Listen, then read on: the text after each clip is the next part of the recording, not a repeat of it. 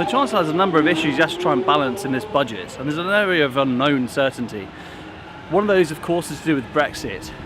Now, just over a year ago, Britain was the fastest growing nation in the G7. It now is the slowest growing. And that's because we had a spike of inflation, because of the drop in the value of the pound. He also has a massive problem with the deficit. It's just been revealed the deficit now has grown to £8 billion, and that's directly in relation to the result of the referendum.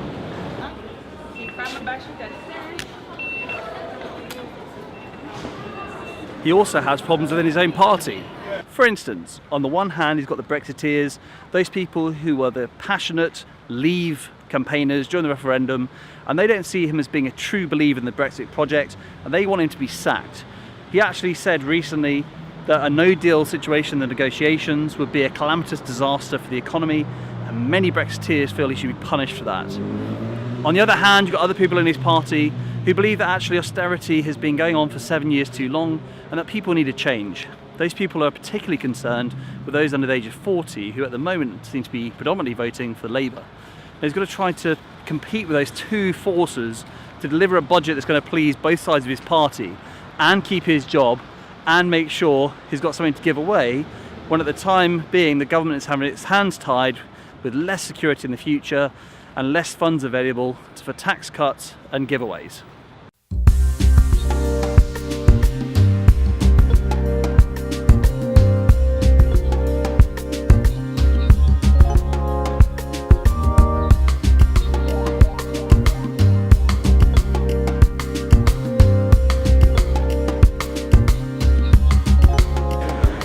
One of the Conservatives' biggest issues when it comes to this budget is the fact that millennials just don't vote for them.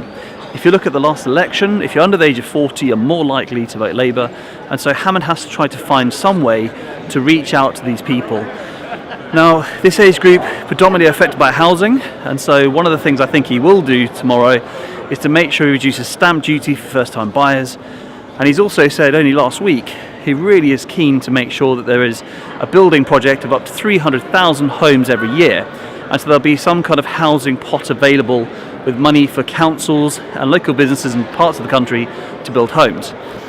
And the third thing I'm sure he'll do tomorrow is to do with income tax. Now at the moment, of course, you actually have a threshold of £11,500 which is tax-free, and I think tomorrow he's going to increase that so that the poorest in society have less of a tax burden.